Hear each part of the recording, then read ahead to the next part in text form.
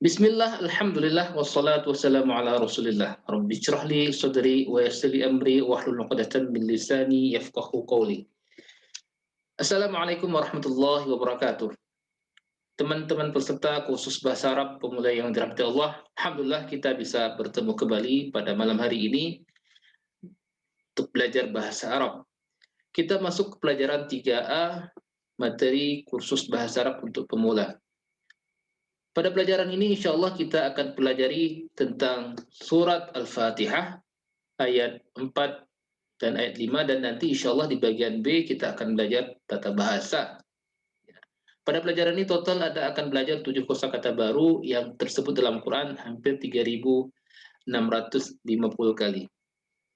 Insya Allah di akhir pelajaran ketiga nanti kita akan belajar 33 kosakata yang terdapat di dalam Al-Quran hampir 12.089 kali.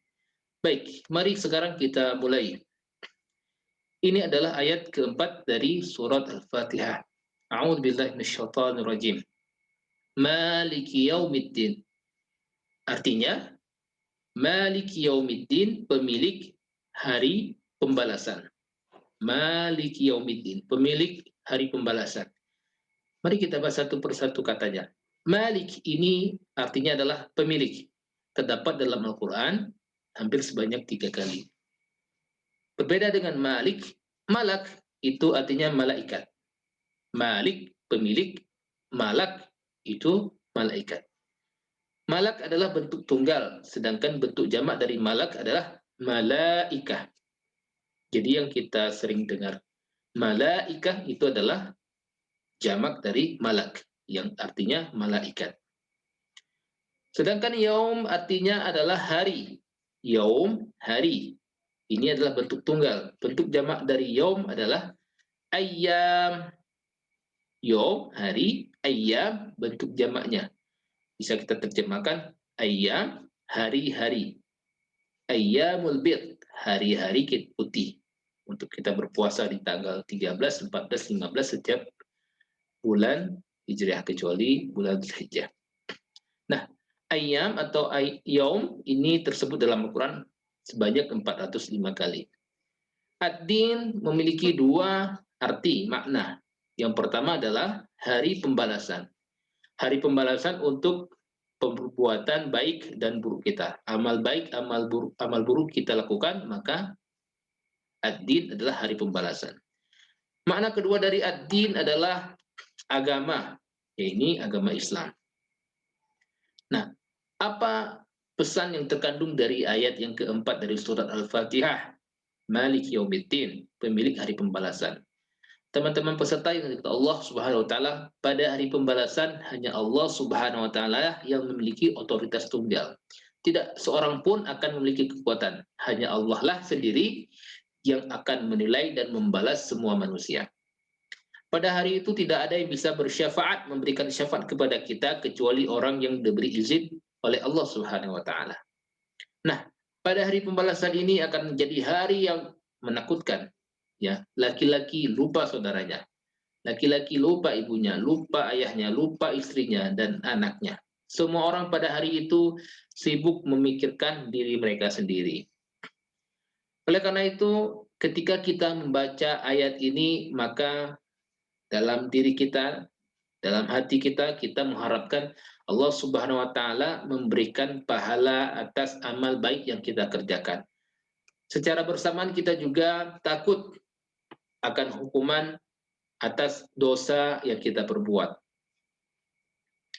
Allah Subhanahu wa taala telah jadikan kita muslim tanpa kita minta. Hanya karena rahmat dan kasih sayangnya kepada kita, hari ini kita merasakan nikmat Islam, nikmat menjadi seorang muslim. Nah, mari sekarang kita bermunajat, meminta kepada Allah Subhanahu wa taala agar kita diberikan surga. Kita berharap Allah Subhanahu wa taala mengabulkan setiap doa-doa yang kita panjatkan. Kemudian ada kebiasaan ketujuh. Kemarin kita sudah dapatkan 6 kebiasaan dari materi pertama dan materi kedua, maka sekarang ada kebiasaan ketujuh. Apa kebiasaan ketujuh? Rencanakan agar setiap hari kita jadikan akhirat sebagai prioritas utama kita.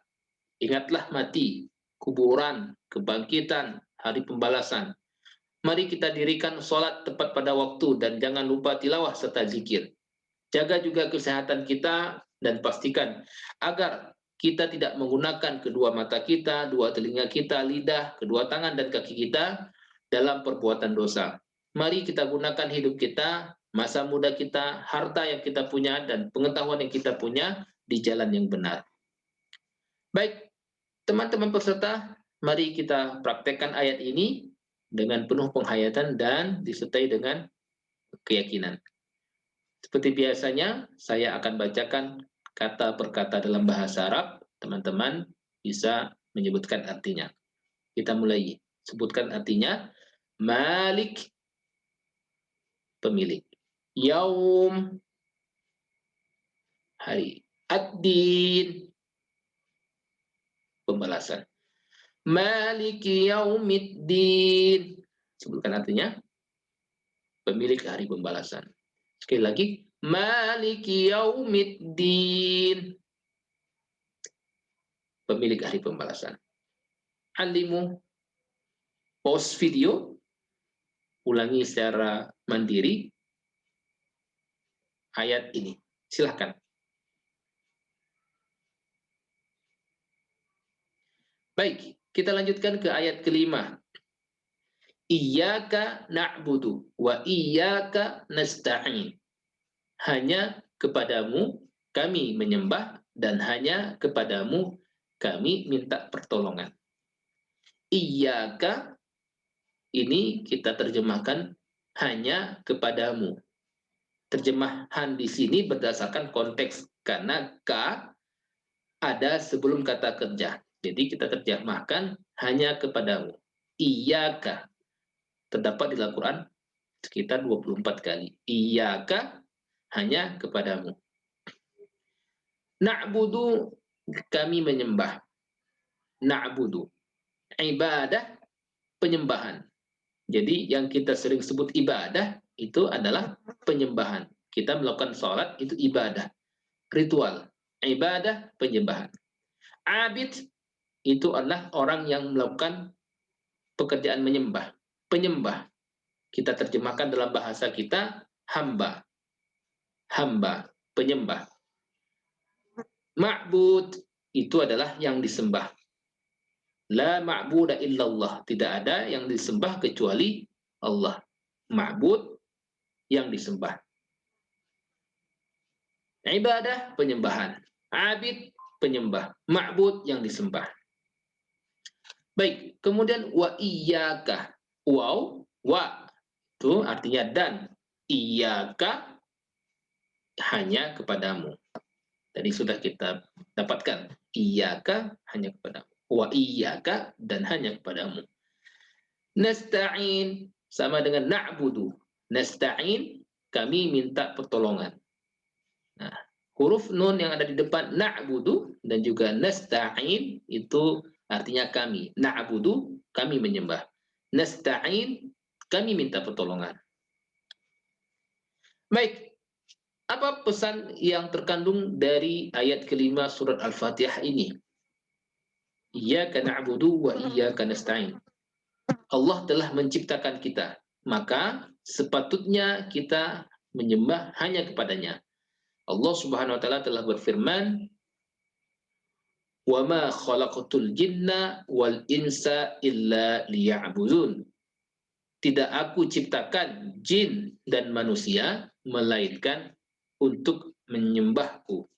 Quran surat Az-Zariyat ayat 56.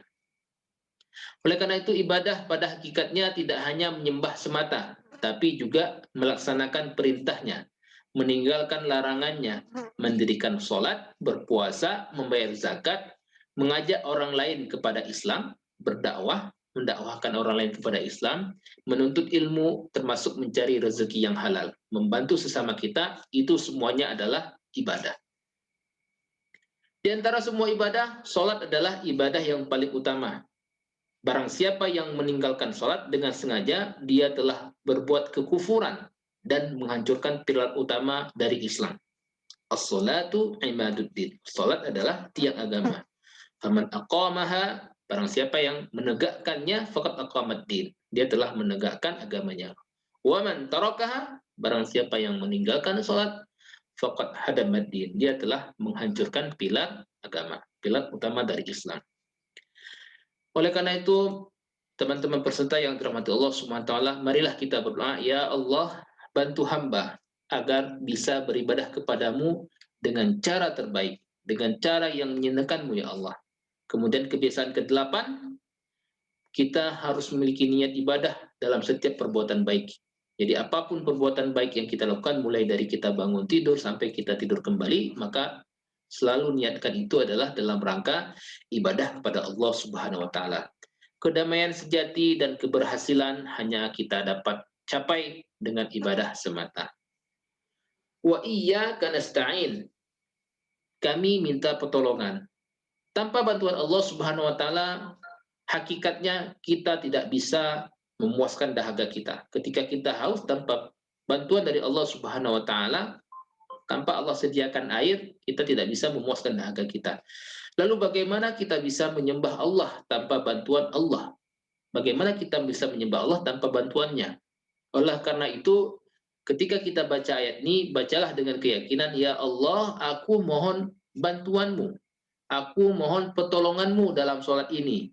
Dan dalam melakukan setiap tugas, setiap perbuatan, setiap amalan setelah selesai sholat. Bantu hamba, tolong hamba ya Allah setiap kali hamba berada dalam kesulitan. Iyyaka na'budu wa iyyaka nasta'in. Manusia biasanya tidak suka jika kita meminta pertolongan kepada mereka. Jadi ada teman kita minta pertolongan, bisa jadi manusia biasanya nggak suka. Tetapi berbeda dengan Allah Subhanahu wa taala Tuhan kita. Allah Subhanahu wa taala sangat suka jika kita meminta kepadanya lagi dan lagi. Semakin banyak kita minta kepada Allah Subhanahu wa taala, semakin banyak kita berdoa kepada Allah Subhanahu wa taala. Apapun permintaan kita, Allah sangat senang. Allah akan menerima doa kita. Nabi Shallallahu alaihi wasallam, ad-du'a'u ibadah. Doa adalah ibadah.